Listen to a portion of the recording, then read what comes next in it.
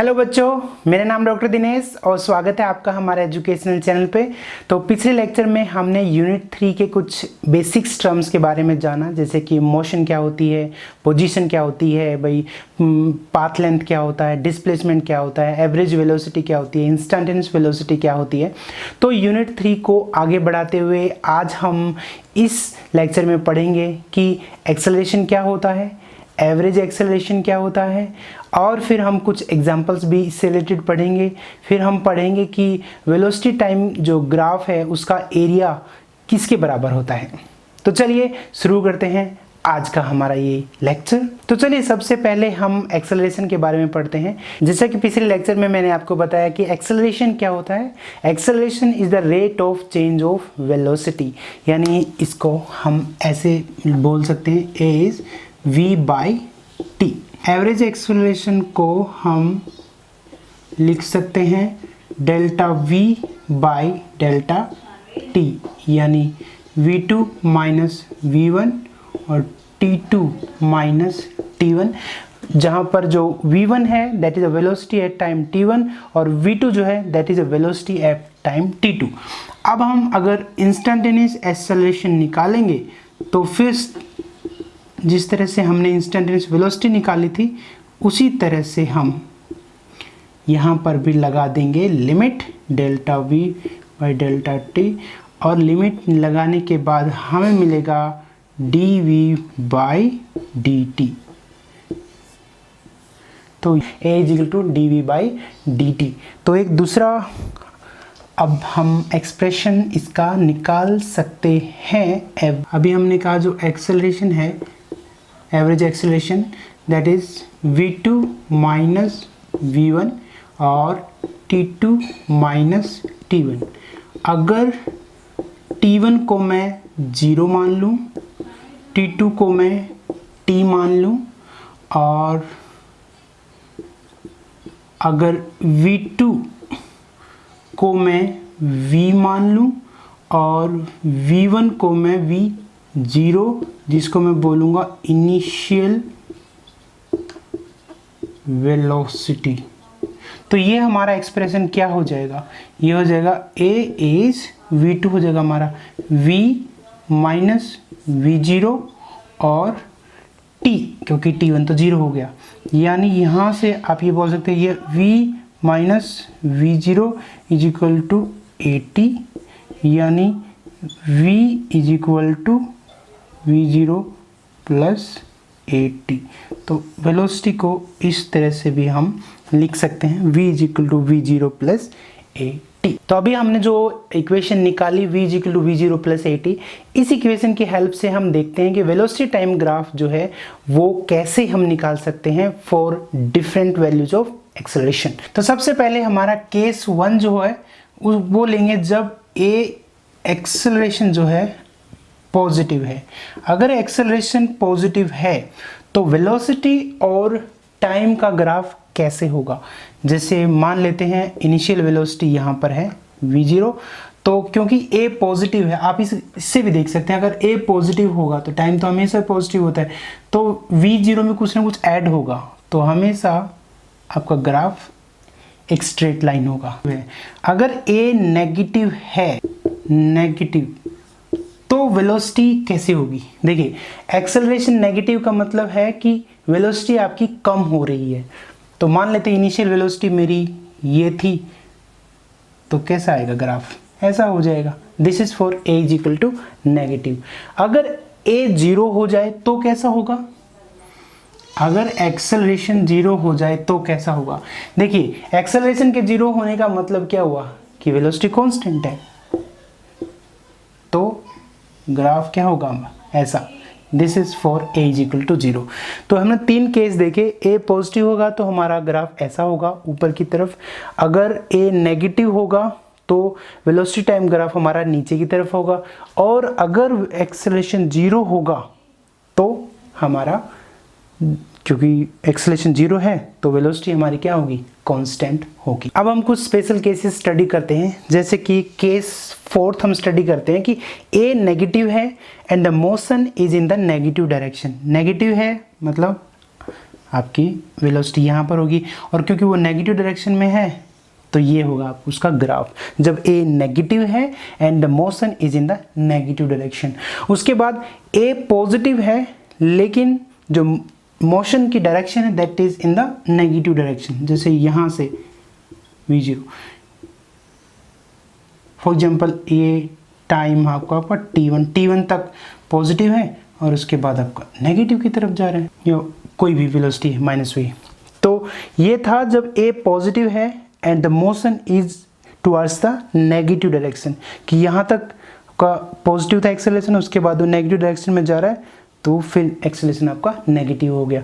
तो इस प्रकार के ग्राफ जो है वो कम्पिटिटिव एग्जाम में पूछे जा सकते हैं, एमसीक्यू क्वेश्चंस में भी आते हैं भाई ये ग्राफ किसको रिप्रेजेंट कर रहा है, किस तरह ये कि इसमें ये पॉजिटिव है कि नेगेटिव है, या ऐसे भी आ सकता है कि अगर ए पॉजिटिव है और वो पॉजिटिव डायरेक्शन में ही जा रहा है तो ग्राफ बताइए कौन सा है। ए पॉजिटिव है लेकिन वो नेगेटिव डायरेक्शन में जा रहा है तो ग्राफ कैसा होगा। ए पॉजिटिव है नहीं ए नेगेटिव है और वो पॉजिटिव डायरेक्शन में जा रहा है तो कैसा होगा, और ए नेगेटिव है तो नेगेटिव डायरेक्शन में जाएगा तो वो कैसा होगा। ए एक्सेलरेशन 0 होगा तो आपका ग्राफ कैसा होगा। तो इस प्रकार के क्वेश्चन आपसे पूछे जा सकते हैं, ये आपको पता होने चाहिए। अब हम देखते हैं कि एक्सेलरेशन की डिफरेंट वैल्यूज के लिए पोजीशन टाइम ग्राफ कैसे होते हैं। जैसे पहले हम लेते हैं केस 1, जब एक्सेलरेशन आपका पॉजिटिव होगा तो ये हो गया आपके पोजीशन और टाइम। देखिए अगर एक्सेलरेशन पॉजिटिव होगा इसका मतलब हुआ आपका जो वेलोसिटी है वो इंक्रीज हो रही है, वेलोसिटी इंक्रीज हो रही है तो इसका मतलब देखिए xt का जो स्लोप होता है, xt ग्राफ का वो वेलोसिटी होता है। अब वेलोसिटी इंक्रीज हो रही है मतलब स्लोप आपकी बढ़नी चाहिए, तो ग्राफ कैसा होगा आपका ऐसा होगा। उसके बाद सेकंड केस की बात करते हैं xt ग्राफ में। अगर एक्सेलरेशन नेगेटिव होगा इसका मतलब क्या हुआ कि वेलोसिटी कम हो रही है, वेलोसिटी कम हो रही है मतलब स्लोप कम हो रही है, स्लोप कम हो रही है तो ग्राफ कैसा होगा आपका ऐसा होगा। This is for a is equal to negative. अगर तीसरा केस की मैं बात करूं, अगर एक्सेलरेशन 0 होगा तो मतलब वेलोसिटी कांस्टेंट है, वेलोसिटी कांस्टेंट है मतलब इसकी स्लोप कांस्टेंट है, तो ग्राफ कैसा होगा, graph will be a straight line. तो ये 3 पोजीशन वर्सेस टाइम ग्राफ हैं। जब एक्सेलरेशन पॉजिटिव होगा तो ये ऐसे होगा, क्यों, क्योंकि एक्सेलरेशन पॉजिटिव है मतलब वेलोसिटी बढ़ रही है, यहाँ वेलोसिटी कम हो रही है और यहाँ पर वेलोसिटी क्या है आपकी कांस्टेंट है।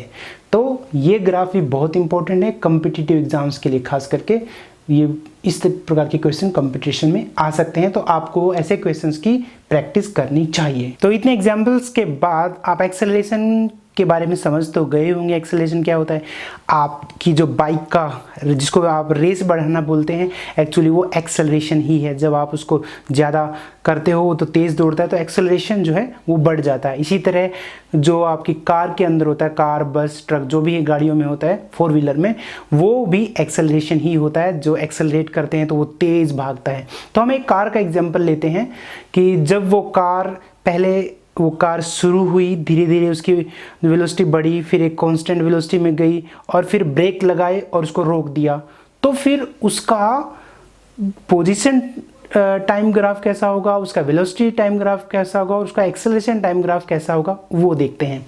तो पहले क्या हुआ, पहले जैसे हम कार पहले चली, फिर कांस्टेंट वेलोसिटी से गई और उसके बाद ये मान लेते हैं टाइम t1, ये टाइम t2 और ये टाइम t3 और ये 0 टाइम। पहले कार स्टार्ट हुई, t1 टाइम तक उसकी वेलोसिटी बढ़ी, यहाँ पर कांस्टेंट वेलोसिटी है v मान लेते हैं, और उसके बाद ब्रेक लगाए और यहाँ पर आकर वेलोसिटी कितनी हो गई आपकी 0 हो गई। तो इसका हम अगर पोजीशन टाइम ग्राफ देखेंगे तो कैसा आएगा। देखिए सबसे पहले क्या हुआ, हमने थोड़ा एक्सेलरेट किया, वेलोसिटी धीरे धीरे उसकी बढ़ी, मतलब स्लोप इसकी धीरे धीरे 0 पे 0 है, ये ओरिजिन है, तो धीरे धीरे पहले ऐसे बढ़ी। उसके बाद t1 से t2 वेलोसिटी कांस्टेंट, तो फिर वो स्ट्रेट लाइन में गई, ठीक है, मैं ज़्यादा बड़ा नहीं लेता हूँ।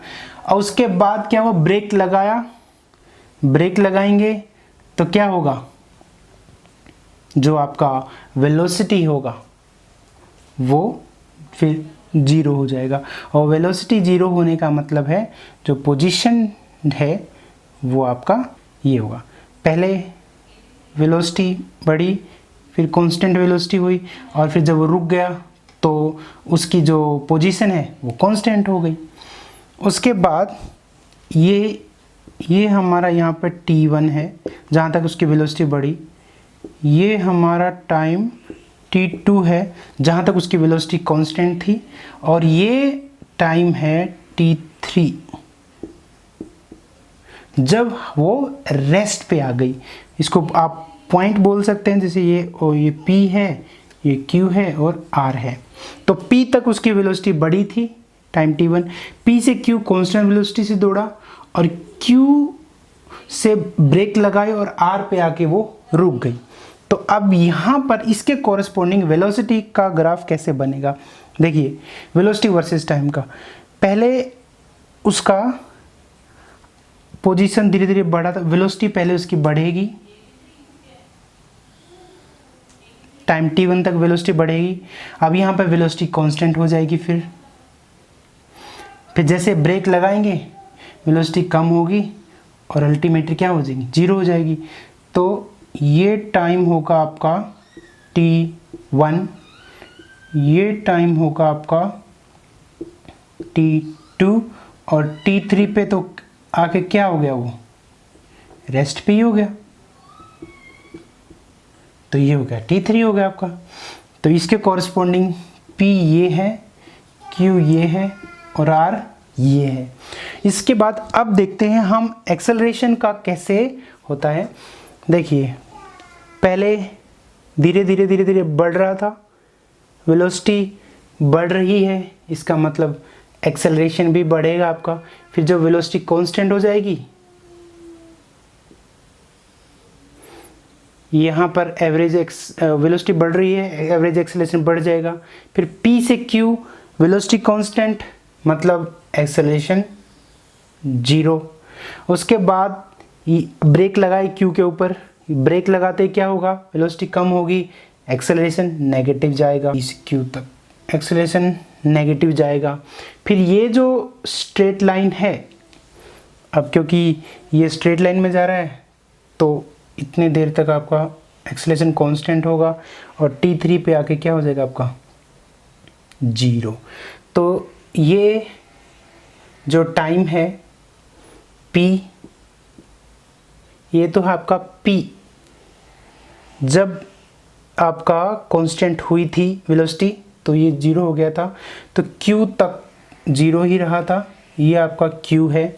उसके बाद q से वेलोसिटी कम होनी शुरू हुई थी, तो ये एक्सेलरेशन कम हुआ, और फिर इतने t2 से t3 का जो टाइम डिफरेंस है उतने तक कांस्टेंट रहा। तो ये आपका हमारा t1 है, ये t2 है और ये t3 है। t2 t3 के बीच में जो है वो कांस्टेंट एक्सेलरेशन होगा, क्योंकि आपको पता है कि जो वेलोसिटी टाइम ग्राफ का जो आपका स्लोप होता है वो एक्सेलरेशन होता है, देता है, और किसी भी लाइन का स्लोप तो कांस्टेंट ही होता है, इसलिए ये कांस्टेंट होगा। तो ये ग्राफ बनेगा उस कार का जिसका हमने एग्जाम्पल लिया था। तो आप देख सकते हैं ये पोजीशन टाइम ग्राफ है, ये वेलोसिटी टाइम ग्राफ है, और ये एक्सेलरेशन टाइम ग्राफ है, सेम उसी कार का जो ओरिजिन से स्टार्ट हुई, t1 तक उसकी वेलोसिटी बढ़ी, t1 से t2 के बीच में उसकी वेलोसिटी कांस्टेंट रही, और t2 पर ब्रेक लगा टाइम t2 पर, और t3 पर आकर वो रुक गई, यानी वो थम गई पूरी तरह से।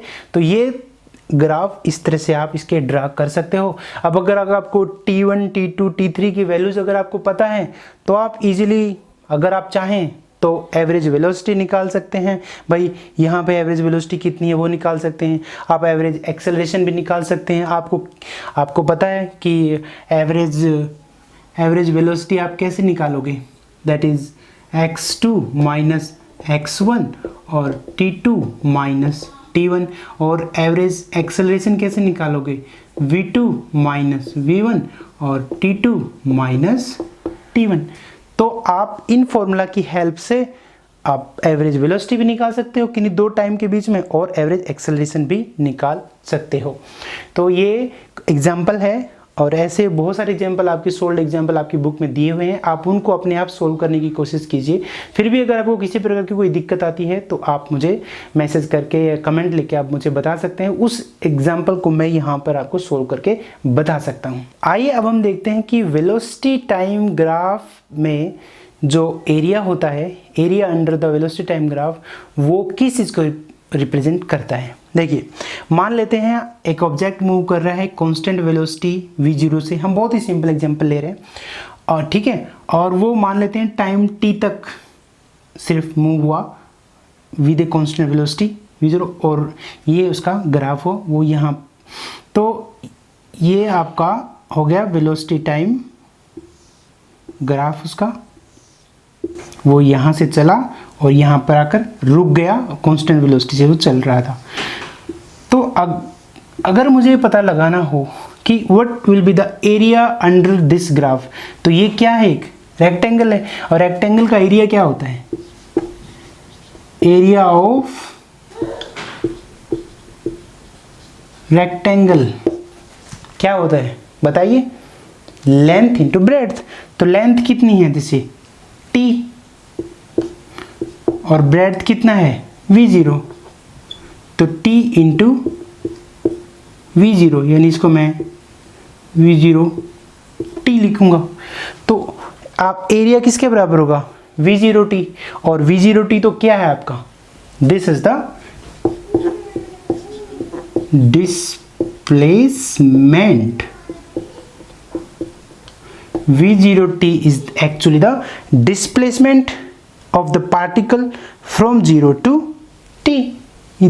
तो यानी area under the vt graph is equal to the displacement of the particle. अब आप ये सोचेंगे भाई एरिया जो है वो डिस्प्लेसमेंट के कैसे बराबर हो सकता है, भाई एरिया जो होता है वो तो मीटर स्क्वायर होता है, डिस्प्लेसमेंट जो होता है वो तो लेंथ होती है। तो चलिए हम इसको सोल्व करने की कोशिश करते हैं डायमेंशंस की हेल्प से, जो कि मैंने आपको कल बताया था कि एरिया कैसे इसके बराबर हो सकता है। तो देखिए अब हम करते हैं एरिया ऑफ द रेक्टेंगल कैसे डिस्प्लेसमेंट के बराबर होता है। तो यानी v0 into T and this is equal, displacement को मैं d से दिखाता हूँ। तो लेफ्ट हैंड साइड की मैं डायमेंशन लेता हूँ, वेलोसिटी की डायमेंशन क्या थी आपको याद है, l t माइनस 1 और मल्टीप्लाइड बाय टाइम t, तो कितना आ गया डायमेंशन t माइनस 1, ये प्लस 1 कैंसिल हो गया, क्या बच गया l। अब हम राइट हैंड साइड का निकालते हैं, राइट हैंड साइड की डायमेंशन वो तो क्या है, डिस्प्लेसमेंट है, डिस्प्लेसमेंट मतलब लेंथ l। तो आप देख सकते हैं लेफ्ट हैंड साइड और राइट हैंड साइड दोनों की डायमेंशन सेम है, यानी v0 into t is equal to displacement, यानी area under the velocity time graph is equal to displacement of the particle in that time interval. वो equation एकदम सही है, वो हमने डायमेंशनली करेक्ट करके दिखा दी है। तो आज के लेक्चर में इतना ही, अगले लेक्चर में हम यूनिट 3 को आगे बढ़ाएंगे। तब तक के लिए आप इन एक्सरसाइजेस को सॉल्व करते रहिए, और आपको कोई दिक्कत आए तो आप मुझे कमेंट में लिख के बता सकते हैं। तो तब तक अपना ख्याल रखिए, अपने परिवार का ख्याल रखिए, और हाँ, हमारे चैनल को सब्सक्राइब करना ना भूलें।